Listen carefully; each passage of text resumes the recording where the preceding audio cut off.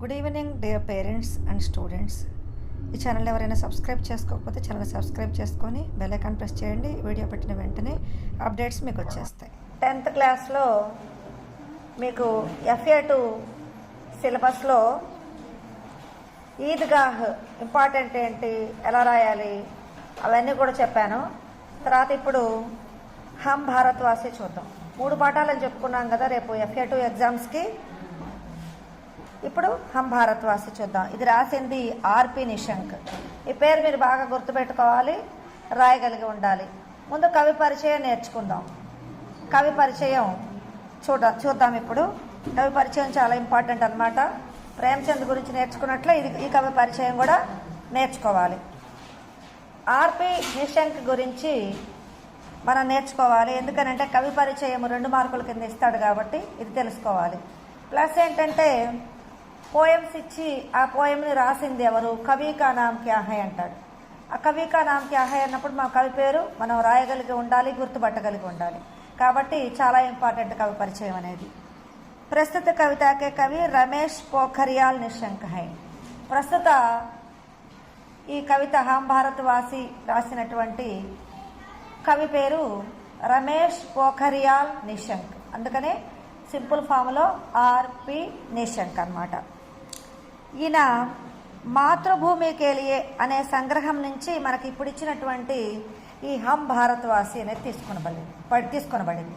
హమ్ భారత్ వాసి కిస్ కవిత సంగ్రహ సే లియా గయా హై అనే ప్రశ్న వచ్చినప్పుడు మనం ఏం రాయాలి, మాతృభూమి కేలియే అని చెప్పి మనం రాయగలిగి ఉండాలి. అలాగే కవి పరిచయంలో కూడా దీన్ని రాసుకోండి. వే ఆధునిక సాహిత్యకారం మే విశిష్ట స్థానం రఖతే హై. ఆధునిక సాహిత్యకారుల్లో ఈయనకు ఒక విశిష్టమైనటువంటి స్థానం ఉన్నది. ఇన్కి రచన వంక ముఖ్య ప్రతిపాద్య దేశభక్తి హై. ఈయన కవితలో ఎక్కువగా కనిపించేదేంటి, దేశభక్తి ఎక్కువగా కనిపిస్తుంది. ఇంకా ఈయనకి ఇతర రచనలు ఏంటంటే సమర్పణ్, నవంకుర్, ముఝే విధాతా బననా హై, తుమ్ భీ మేరే సాత్ చలో, జీవన్ పద్ మే కోయి ముష్కిల్ నహి. ఇవే అన్నమాట. వీటిల్లోంచి మీరు కనీసం 4-5 గుర్తుపెట్టుకోండి. మీకు ఈజీగా సింపుల్గా సమర్పణ్, నవంకుర్, ముఝే విధాతా బన్నా హై. సమర్పణ్, నవంకుర్ బాగా గుర్తుంటుంది కదా. ఇంకో 2 కనీసం గుర్తుపెట్టుకొని ఆది చర్చిత కావ్య రచనాయే లిఖి హై మొదలైనటువంటివి ఈయన రాసినటువంటి. అర్థమైందా? పాఠకా నామ్, కవి కా నామ్, కవితా సంగ్రహం రాసుకోవచ్చు మాతృభూమి కేలియే అని చెప్పి. తర్వాత అన్య రచనాయే అని చెప్పి ఈయన రాసినటువంటిది రాసుకోవచ్చు. ముఖ్య ప్రతిపాద్య దేశభక్తి అని చెప్పి రాయొచ్చు. ఈయన రచనల్లో ఎక్కువగా మనకి దేశభక్తి కనిపిస్తుంది. ఇదే మీరు 2 మార్కులకు వచ్చినా 3 మార్కులకు వచ్చినా కూడా ఇలా కవి పరిచయం రాసుకోవాలి. నెక్స్ట్ ఇప్పుడు క్వశ్చన్ ఆన్సర్స్లోకి వెళ్దాం. ఈ ప్రశ్నలు జవాబులు చూసే ముందర నేను ముఖ్యంగా మీకు ఎప్పుడూ చెప్పేది ఏంటంటే, ఈ కవితా పాట వచ్చినప్పుడు ఆ కవిత మిమ్మల్ని నేర్చుకోమంటున్నాను. ఇది మనకి ఈ పాఠం నేను ఆల్రెడీ చెప్పాను. ఒకసారి మీరు మరలా దాన్ని చూడండి, మీకు తెలుస్తుంది. ఇది ఒక పాటలాగా పాడండి, మరలా వినండి, అప్పుడు మీకు బాగా గుర్తుంటుంది. మీరు సారాంశం కింద దీన్ని యాజ్ ఇట్ ఈజ్గా రాసుకోవచ్చు. హమ్ భారత్ వాసి దునియాకో. గుర్తొచ్చిందా మీకు? ఇలా పాటను మీరు 1-2 సార్లు పాడుకుంటే బాగా గుర్తుండిపోతుంది. దీన్ని పాయింట్స్ వైజ్గా సారాంశంలాగానే రాసుకోండి. ఎట్లా? ఫస్ట్ పాయింట్ హమ్ భారత్ వాసి దునియాకో పావన్ ధామ్ బనాయేంగే. రెండవ పాయింట్ మన్మే శ్రద్ధ और ప్రేమ का అద్భుత దృశ్య దిఖాయేంగే. రెండో పాయింట్. మూడో పాయింట్ ఊంచ్ నీచ్ కా భేద్ మిటాకర్ దిల్ మే ప్యార్ బసాయేంగే. ఇలా మీరు పోయమ్స్ లాగా కాకుండా వీటినే వాక్యాల్లాగా, ఎందుకనంటే ఇది చాలా సింపుల్ లాంగ్వేజ్లో ఉన్నది కాబట్టి వీటినే వాక్యాల్లాగా మీరు రాసేసుకోవచ్చు. వచ్చినవే మళ్ళీ రాయకపోయినా కూడా మొత్తం కూడా పాయింట్స్ వైజ్గా రాసుకుంటే అదే సారాంశం కిందకి వస్తుంది. అలాగే మీ పోయం ఇచ్చి క్వశ్చన్ ఆన్సర్స్ ఇచ్చినప్పుడు చాలా తేలిగ్గా కూడా ఉంటుంది పోయమ్స్ నేర్చుకుంటే. ఓకేనా?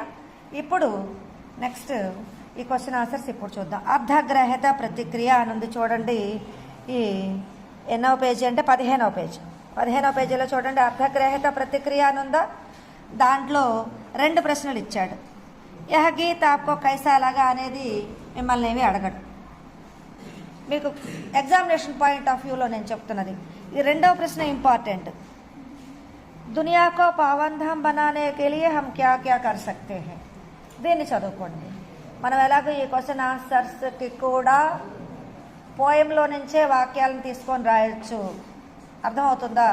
కాబట్టి పోయం నేర్చుకోవటము చాలా ఈజీ, బాగా గుర్తుంటుంది మీకు. ఇందులో ఈ పాఠం అనేది చాలా తేలికైపోతుంది. దానివల్ల ప్రశ్నల జవాబులకి దాంట్లో నుంచి రాసుకోవచ్చు, అలాగే సారాంశానికి రాసుకోవచ్చు. కాబట్టి తర్వాత వచ్చేసి ఇక్కడ మన్మే శ్రద్ధ और ప్రేమ అని ఒక పోయం ఇచ్చాడు. దాని పక్కన ముఖ్య శబ్ద పహచాన్ కర్ లిఖి అన్నాడు. ఇవేమి మీకు ఎగ్జామినేషన్ పాయింట్ ఆఫ్ వ్యూలో అయితే రావు. తర్వాత ఈ కవితా పంక్తులు వెతకమన్నాడు ఈ వాక్యాలకు సంబంధించి, అవి కూడా అవసరం లేదు. తర్వాత ఒక పోయం ఇచ్చి ఇక్కడ కొన్ని ప్రశ్నలు ఇచ్చి మల్టిపుల్ చాయిస్ ఇచ్చి వీటిని మీరు ఏది కరెక్ట్ అనేది గుర్తుపట్టమంటున్నాడు. ఇది ప్రాక్టీస్ కోసం అయితే చేసుకోండి, కానీ మీకు ఇదే అయితే మాత్రం ఏమీ ఇవ్వట్లేదు. ప్రాక్టీస్ కోసం నేను చేసుకోండి. ఇంతకుముందు కూడా చెప్పా కదా మీకు, అదనమాట. నెక్స్ట్ ఇప్పుడు ఇంక పక్క పేజీ 16వ పేజీలో చూడండి ఏముంది, అభివ్యక్తి సృజనాత్మకత ఉంది. దీని కింద కూడా మీకు ఆలో 2 ప్రశ్నలు ఇచ్చాడు. దీంట్లో उलझनों से बचे रहने के लिए हमें कैसी सावधानियां लेनी चाहिए. అంటే ఉలజన్ అంటే సమస్యలు, కష్టాల నుంచి మనల్ని రక్షించుకోవడానికి మనం ఎలాంటి ఏర్పాట్లు చేసుకోవాలి లేదా జాగ్రత్తలు తీసుకోవాలి. ఇది ఇంపార్టెంట్ క్వశ్చన్. తర్వాత రెండోది నిరాశావాది और ఆశావాది के స్వభావ में क्या अंतर होता है. ఆశావాదికి నిరాశావాది యొక్క స్వభావంలో తేడాలేంటి అంటున్నాడు. ఇది కూడా ఇంపార్టెంట్ క్వశ్చన్. ఎందుకనంటే నెంబర్ ఆఫ్ టైమ్స్ దీన్ని అడుగుతున్నాడు కాబట్టి ఈ రెండు కూడా ఇంపార్టెంట్ పెట్టుకొని చదువుకోండి.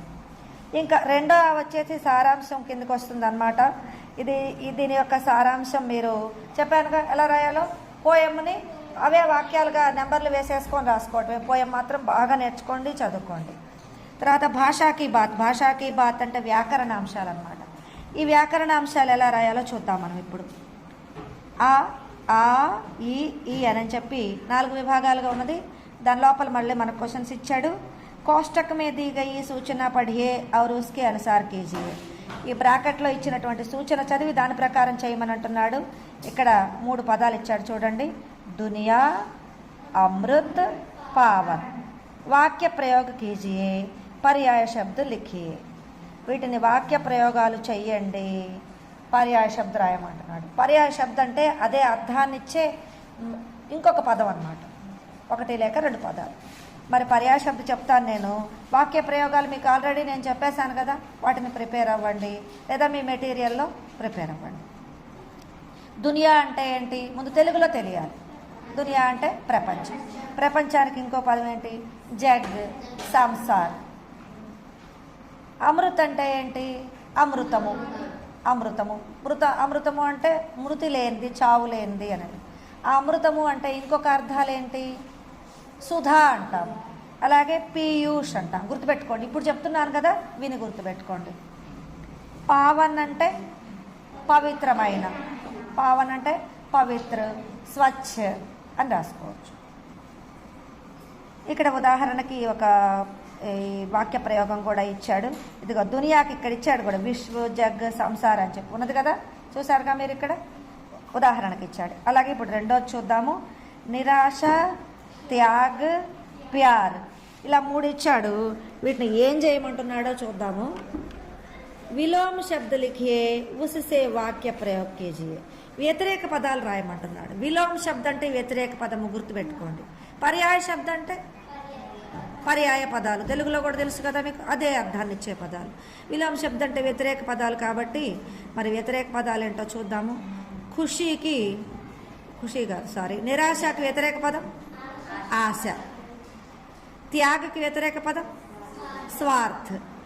ప్యార్కి వ్యతిరేక పదం ద్వేష్, నఫరత్, ద్వేష్.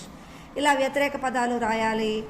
విలోమ శబ్ద రాసి వాటి ద్వారా వాక్య ప్రయోగాలు చేయమంటున్నాడు. అవునా?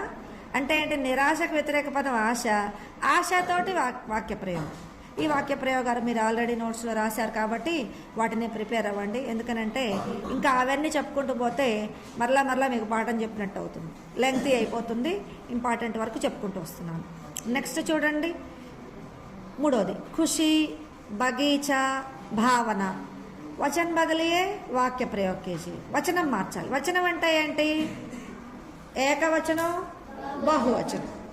ఏకవచనము బహువచనం. ఏకవచనంలో ఉంటే బహువచనంలోకి మార్చాలి. బహువచనంలో ఉంటే ఖుషి, ఖుషియా, ఖుషి ఓంకారం, ఖుషియా.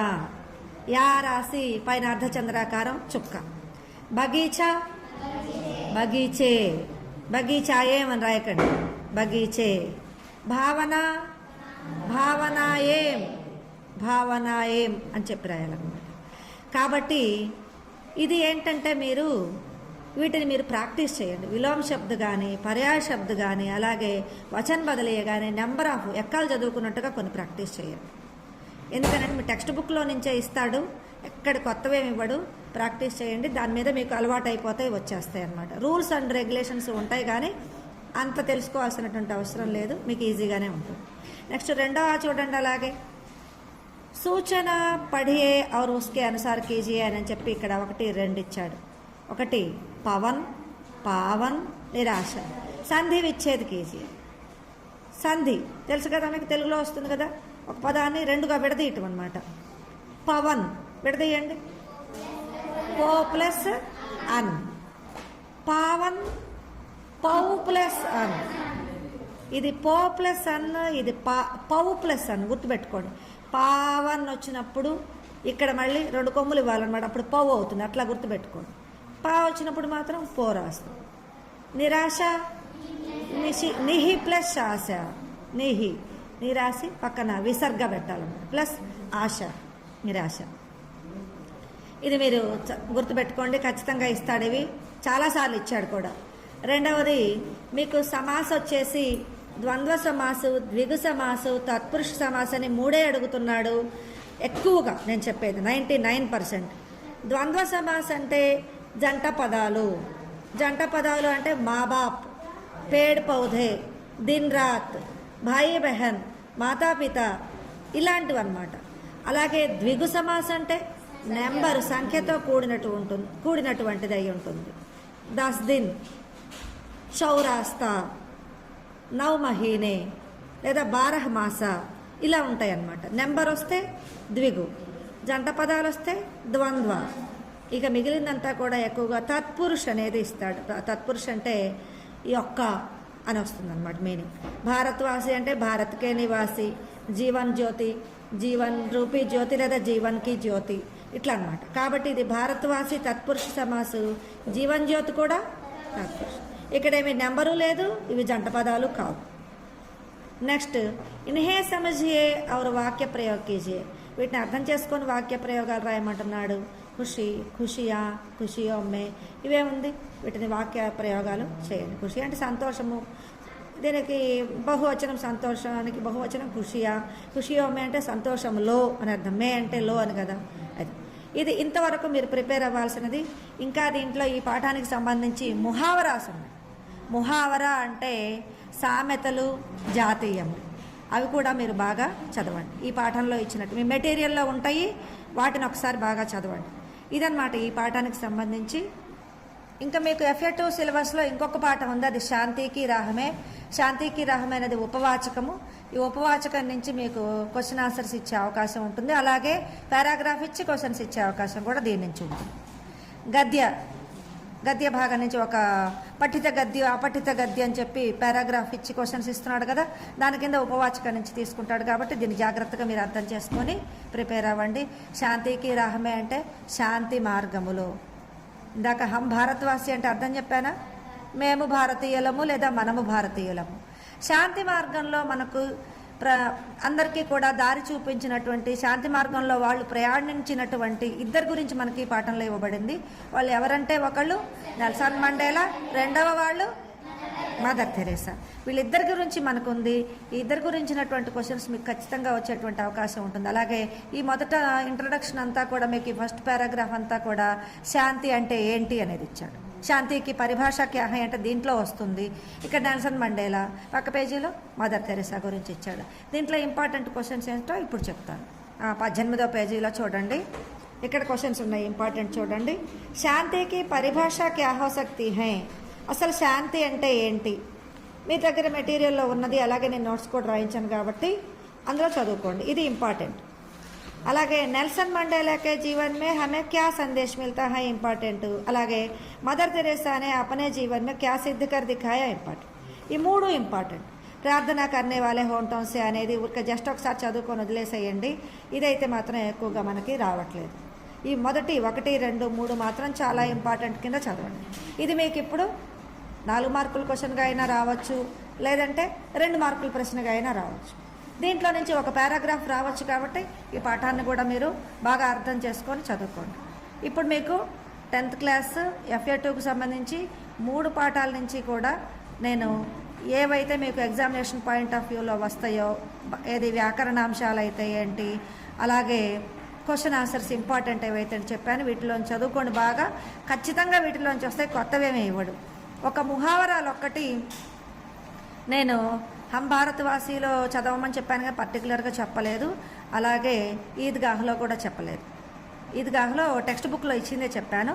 ఈద్గాహ్ నుంచి కూడా మీరు ముహావరాలు ఇంకా ఎక్స్ట్రా ఉంటాయి, చదవండి. లేదంటే ఆ ముహావరాల వరకు మరలా నేను చెప్తాను. ఓకేనా? Thank you for watching.